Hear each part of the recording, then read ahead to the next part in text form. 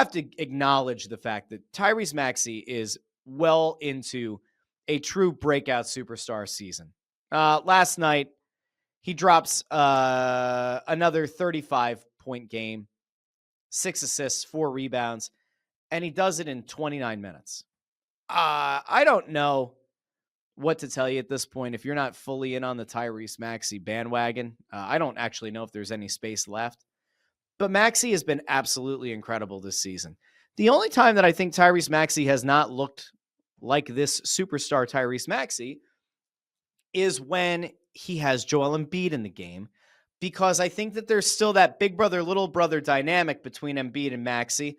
And there's part of me that wonders if Maxey kind of is like, well, if the big fella's playing, I got to get him the rock. I have to, because we don't have him all the time. And we need to have him involved in hitting some kind of rhythm, because if we are going to try to compete for the Eastern Conference, if we are going to try to make an NBA Finals, it's probably going to be with Joel Embiid playing some sort of role. There's part of me that feels like the only time that Maxey hasn't looked totally like himself, totally like the superstar, is when Embiid plays. But right now, Tyrese Maxey is third in the NBA in scoring at 32.5 points per game. He's averaging 7.5 assists per game, which is 7th in the league. And he's averaging just under 5 rebounds per game. He has been an astonishing player to watch this year. And I think everybody knows I have been high on Tyrese Maxey for a very long time. None of this is new. But I think it's important to point out that this isn't just a flukish sort of thing where Tyrese Maxey is only effective at home.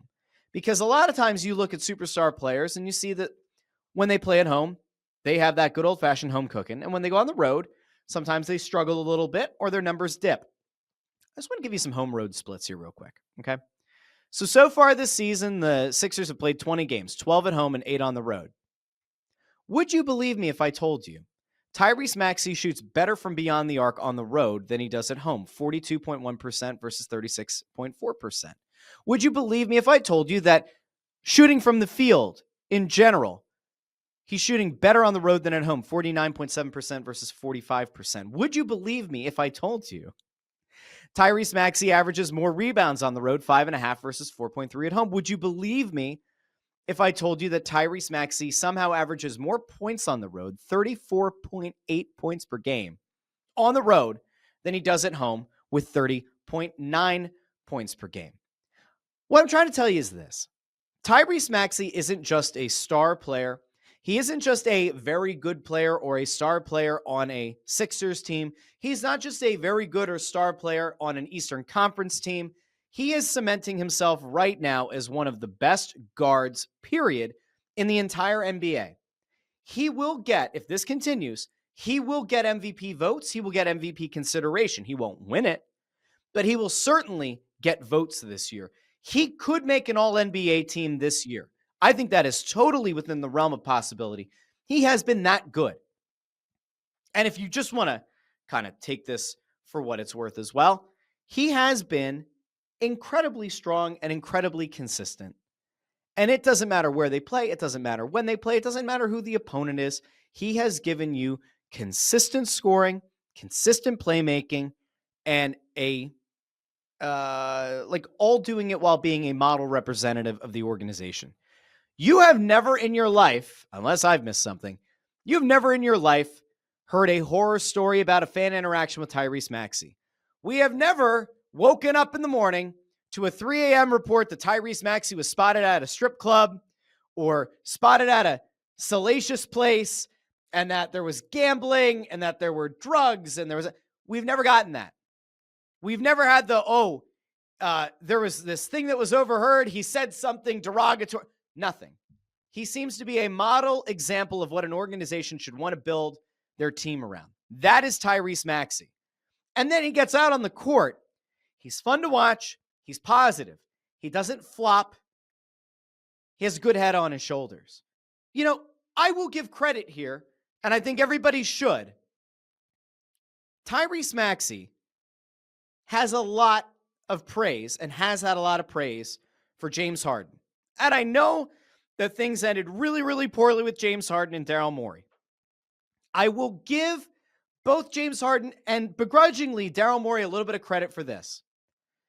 Harden definitely took Maxey under his wing and definitely helped Maxey reach another level. I think Tyrese Maxey on his own would have been a very good player, maybe could have reached star potential.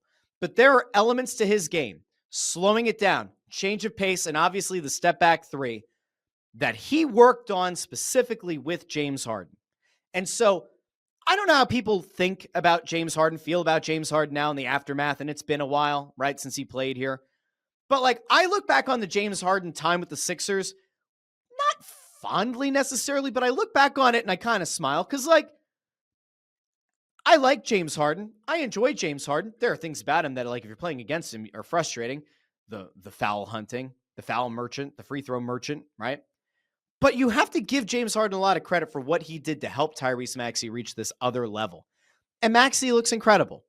And I want to believe that Maxey, this good dude, this good leader, who I believe Ramona Shelburne, I believe it was a couple days ago, kind of put out there, the organization looks at as the face and the franchise of the team now. No longer Joel Embiid. They are looking at Tyrese Maxey as the guy here. I want to believe that Tyrese Maxey is the same kind of good dude who then turns around, takes VJ Edgecombe under his wing. And VJ Edgecombe is, it appears, a very hungry, determined, driven young player.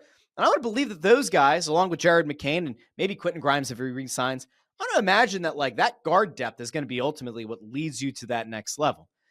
I still have no idea what we're ever going to get from Joel Embiid or Paul George. I don't think anybody does. Anybody who tries to tell you that they know exactly what they're going to get is lying. But man, it feels good, if nothing else. It feels good to know that you have a bona fide stud superstar guard that you can build around. I have been saying this for a long time. I watch Tyrese Maxey play. I watch him finish at the rim. I watch him finish through contact. I watch him finish at full speed. And I have consistently said for years, to me, Maxey is the best guard finishing at the rim since Allen Iverson, at least in a Sixers uniform. He's that damn good. We have now seen Tyrese Maxey take his game to another level where it's not just the finishing. It is the overall ability at any given point to find his shot anywhere on the court and make you pay. He is the best scorer, the best pure scoring guard on the Sixers since Allen Iverson, bar none. And if he continues to take his game up the next few years, there is a potential MVP case to be made for Tyrese Maxey.